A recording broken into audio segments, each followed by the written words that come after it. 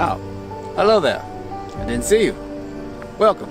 Well, since you're standing there, come with me. I've been conducting an investigation. It's been a long one, but I'm looking for a traitor. And the traitor is Eijirou Kirishima. Walk with me while I explain.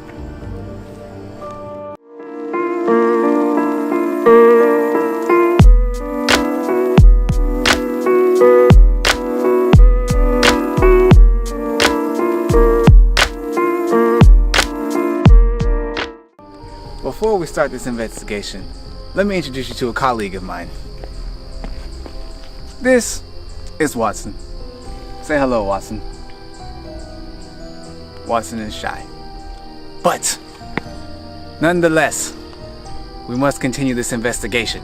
Quickly. You may be wondering, why would a man such as him, the manliest man that ever manned, be the traitor? And it all begins with his backstory. See, I did some digging, delving into his past. We find out that Kirishima wasn't always the same person that we know him to be. For starters, his hair wasn't red or spiked. It was black and long. When Kirishima was in middle school, he didn't think he was manly enough to be a hero. This fact got solidified even more when two of his classmates were in trouble by a villain and he just froze there. Couldn't do a thing. It took his other classmate, young Eijirou, to save them. Come now, Watson. It was a sad day. It made him really think that, am I manly enough to be a hero? Now that is also one of the things that he's known for being, manly. See, this could have led Kirishima to thinking that people with strong quirks are manly. You see, we also know that Kirishima sympathizes with people who want to get stronger. So this could have led him to think that a villain was nothing more than a strong person. But come now, Watson, we'll continue this discussion at my humble abode.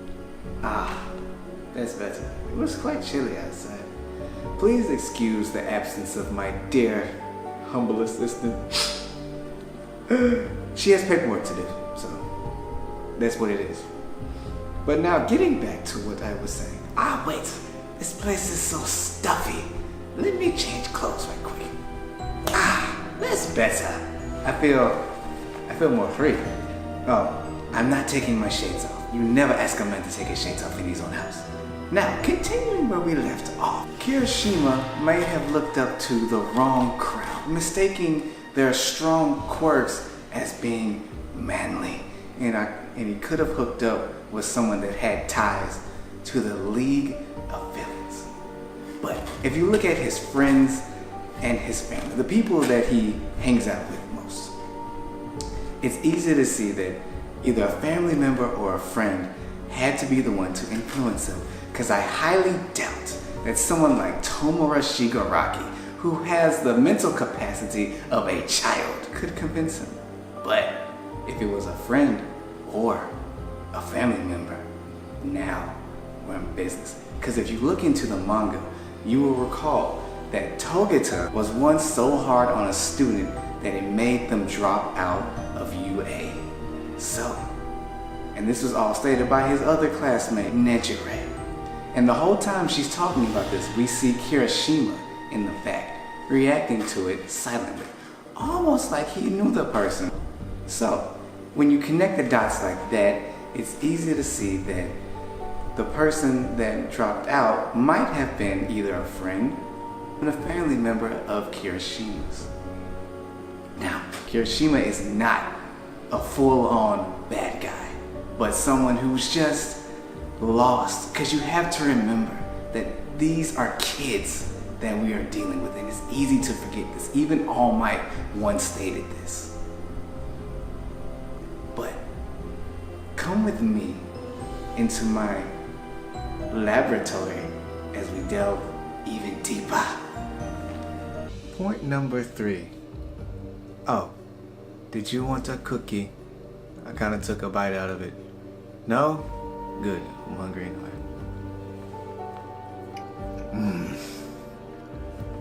That was good cookie.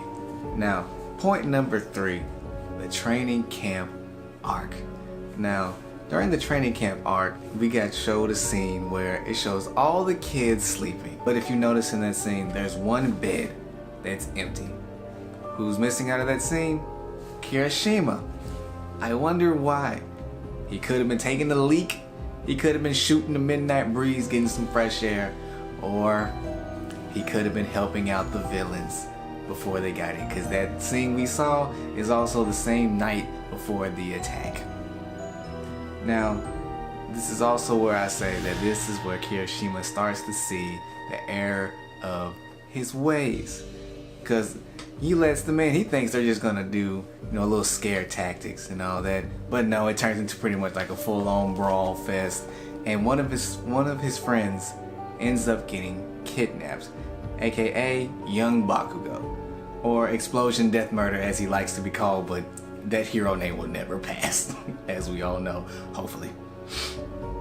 But after everything's said and done, and we cut to the hospital with Izuku and all the remaining class members of 1A, Kirishima is notably more, how would I say?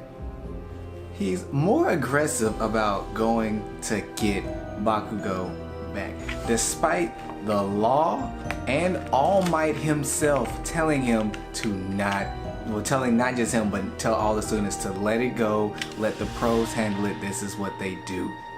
Now, up to this point, the only person we know to disobey something All Might told him to do is Izuku. So this was kind of odd. And it seems like he felt like a little too guilty about the whole situation, because he wasn't even there when Bakugo was initially kidnapped. He was in the log cabin with Class 1B's teacher. So why is he so adamant about going back to get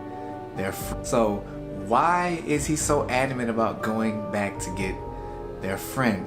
Yes, him and Bakugo are close, but still, you're going against the law and the #1 hero. That seems a little odd to me. You know, reluctantly, Izuku agrees. It's not, you know, it's Kirishima, Todoroki, Midoriya, Momo, and Ida. But, you know, reviewing my notes here, I think that Kirishima felt really guilty about letting the villains in to the training camp. And now he wants to atone for it by going back to get one of his closest friends. Maybe he thought, yeah, well, I'll let them in, they'll talk to Bakugo, and they'll convince him, you know, to be on our side. Because, you know, up to this point, Bakugo looks and kind of talks like a villain. His hero name, his mannerisms, you know, it's easy to kind of say this kid's definitely going to be a villain. Coming to my final point, Kirishima puffs himself up to be the manliest man. And if you look at Horikoshi's writing style, you'll notice that he tends to write the characters' personalities to match their quirks. Look at Mineta. He's the class pervert. What's his quirk? Throwing his sticky balls everywhere. Yeah. And also look at Kirishima. He puffs himself up to be a man among men with an unbreakable exterior. But in reality, he's the softest and the most influenced of them all.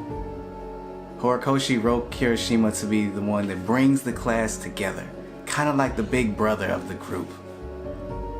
But ironically, he'll probably be the one to tear them all apart. You thought I was gonna take my shades off. Boy, you crazy. But it's getting late, guys. I need tea. So come with me as I walk you out. Well, my friend, it's been fun, but it's time for you to go, and time for me to go to sleep. You think this face stays beautiful like it does on lack of sleep? Please. So, you have fun now. Bye.